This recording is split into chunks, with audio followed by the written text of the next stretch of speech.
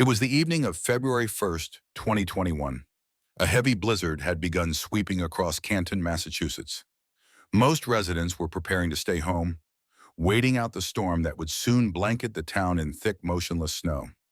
Security footage from the Canton Woods apartments captured a young woman named Sandra Birchmore stepping outside briefly to clear the snow from her car. She moved quickly, brushing off the windshield before returning indoors. It was a small, ordinary moment, but it would be the last time anyone, aside from her alleged killer, would ever see Sandra alive. 3 days later, on the morning of February 4th, Canton police officer Card arrived at Sandra's apartment for a welfare check. A call from Sharon Public Schools had raised concern. Sandra, a 23-year-old instructional assistant, hadn't shown up for work since the snowstorm. Her absence was unusual. She was reliable, talkative, and always checked in. When officers entered the apartment, they found Sandra lying on her bedroom floor. A strap was wrapped around her neck, attached to a closet door. She had been dead for several days. To those who knew her, the discovery was devastating. Sandra wasn't just another name in a police report. She had deep ties to law enforcement itself. As a teenager, she'd spent 6 years in the Stoughton Police Explorers program, a kind of junior academy for young people interested in a police career. She admired police officers, looked up to them, and had hoped one day to wear the badge herself. Many of the officers now investigating her death had known her since she was a child. But despite those personal connections, their initial assessment was shockingly brief. Officers reported nothing suspicious. The apartment was cluttered but undisturbed. There were no signs of a struggle, no broken furniture, no drag marks. They concluded that Sandra had likely taken her own life. However, as her family later began sorting through her belongings, that conclusion quickly began to unravel. Inside her apartment, everything told a different story. Laundry sat half-finished, wet clothes in the washing machine, another load still in the dryer. Newly purchased items were scattered across the counters, unopened boxes, fresh baby supplies, and a brand new stroller. Sandra had been 3 months pregnant. She was preparing to become a mother. There were baby clothes, onesies, and a glitter-covered sign that read, "Congratulations, you're going to be a father." Attached to it was an ultrasound photo. To her loved ones, it was unthinkable that someone so full of plans would end her own life. Then came another discovery. A favorite necklace of Sandra's, a gold chain with a pink flamingo charm, was found broken. It wasn't the clasp that snapped. It had been yanked apart. Tangled in it was a clump of her hair. Her family immediately reported this to police, insisting something was wrong. Yet despite the broken jewelry, the pregnancy, and the inconsistencies, authorities stood by their initial suicide ruling. The autopsy from the state medical examiner confirmed it. For now, the case was considered closed. But behind the official reports, whispers began to circulate. Whispers about Detective Matthew Farwell of the Stoughton Police Department. Farwell, 38 years old, was married with 3 children. He had also been one of Sandra's instructors in the Explorers program when she was just a teenager. Their connection dated back nearly a decade. When questioned, Detective Farwell admitted to having an affair with Sandra, calling it a mistake that began after a night of drinking. He claimed that they met only a few times afterward, and that their relationship had ended weeks before her death. According to his version, he had gone to her apartment on February 1st to break things off. They argued, but when he left, she was alive. It sounded plausible on paper, but to anyone who knew Sandra, it didn't make sense. Sandra wasn't secretive. She told friends, coworkers, and family everything, sometimes too much. And she had told them in detail who the father of her child was. It was Matthew Farwell. Her cousin recalled, she was so happy about being pregnant. She said this time everything was going right. She couldn't wait to be a mom. So how did a vibrant young woman preparing for motherhood end up dead in her bedroom just days later? To understand Sandra's story, we have to go back years, to when she was only 12. In 2010, she joined the Stoughton Police Explorers program. Her mother had passed away, her father wasn't in her life, and she was desperate for a sense of belonging. The program gave her that. It offered structure, mentors, and purpose, or so she thought. But behind the polished badges and friendly mentorship, there was something darker happening. Internal investigations later revealed that multiple officers, including Matthew Farwell, his twin brother, William Farwell, and Deputy Chief Robert Devine, had developed inappropriate, exploitative relationships with Sandra, relationships that began when she was still a minor. By 2021, Sandra had been entangled with these men for years, groomed, manipulated, and emotionally trapped.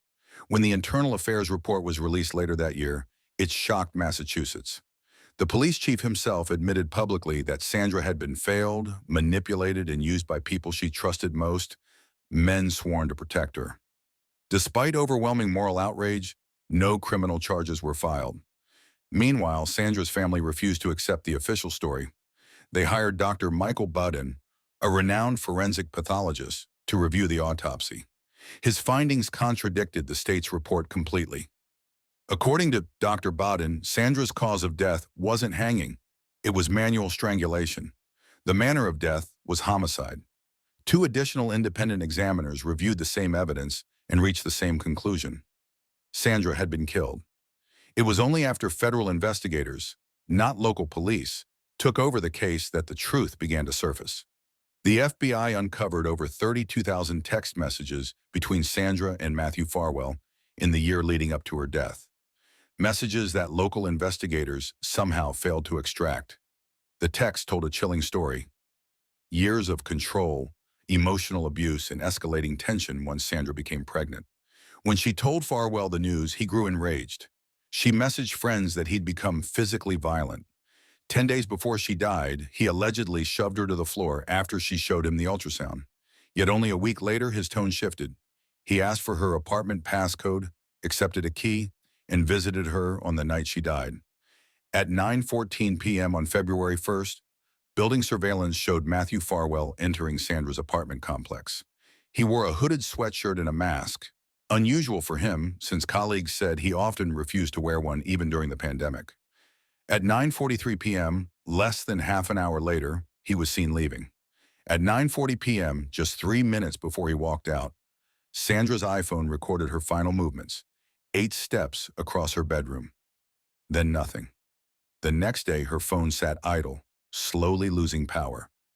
It would die 2 days later, untouched. In August 2024, more than 3 years after Sandra's death, Detective Matthew Farwell was arrested and federally indicted for killing a witness, a rare and serious charge typically used in organized crime cases. Federal prosecutors alleged that Farwell murdered Sandra to silence her, staging the scene to look like suicide and relying on local law enforcement ties to shield him from suspicion. His timing, they argued, was deliberate. His wife was in labor the same night, providing him an alibi. The blizzard outside gave him additional cover, ensuring that Sandra's body wouldn't be discovered for days. If convicted, Farwell faces the death penalty. Sandra's death also sparked outrage that reached far beyond Canton. It exposed long-standing corruption and misconduct within police explorer programs nationwide, programs meant to mentor youth, not prey upon them. The Stoughton Police Department eventually disbanded its Explorers program altogether. But for Sandra's loved ones, it was far too late. In 2022, her family filed a wrongful death lawsuit against the town of Stoughton, alleging that years of negligence and abuse by officers led directly to Sandra's murder. They argued that while she may have been vulnerable, she wasn't suicidal. She was full of plans, excitement, and hope. Her life was taken by the very people she had trusted to protect her. As the case gained media attention, connections were drawn between Sandra's death and other controversial cases in the region, including the Karen Reed trial, in which protesters accused Canton police of corruption and cover-ups. Both investigations involved overlapping officers in the same district attorney's office, fueling public outrage and renewed calls for accountability. The tragic and harrowing case of Sandra Birchmore is more than just a single instance of alleged murder. It is a profound indictment of a systemic failure in the very institutions sworn to protect. For over 3 years, the truth of Sandra's death was obscured by an astonishing lapse in investigative duty, driven by what federal prosecutors would later argue was a calculated cover-up orchestrated by the alleged killer, Detective Matthew Farwell. The initial hasty ruling of suicide ignored compelling evidence. A broken necklace, signs of a physical struggle, the victim's advanced pregnancy, and her palpable excitement about motherhood. This dismissal was not just negligent. For Sandra's family, it felt like a betrayal enabled by the very law enforcement network Sandra had admired and aspired to join. The revelation that she was allegedly murdered by manual strangulation, not hanging, according to independent forensic pathologists, finally pierced the official narrative, forcing the case back open under the jurisdiction of the FBI. The indictment of Farwell on federal charges of killing a witness underscores the severity of the alleged act, a brutal attempt to silence a young woman and conceal years of exploitation that began when she was just a minor in a police mentorship program. This case, now tied to broader accusations of corruption in the region, has become a rallying cry for accountability, exposing the dark side of unchecked power within law enforcement and serving as a devastating reminder of the ultimate cost when trust is shattered by those who wear the badge. It is a story not just of a death, but of a stolen life, whose final chapter is now being written in a federal courtroom, seeking justice not only for Sandra, but for all those failed by the system. Today, the story of Sandra Birchmore stands as a haunting reminder of what happens when power, trust, and silence collide. She was a young woman searching for belonging, for guidance, for love, and instead found betrayal at the hands of those sworn to serve and protect. Her case has forced an uncomfortable question. When those entrusted with justice become the perpetrators, who is left to deliver the truth? Sandra's family continues to fight, demanding full accountability. And as more details surface, it's clear that the story of Sandra Birchmore is not only about one woman's tragic death, it's about a broken system that allowed it to happen.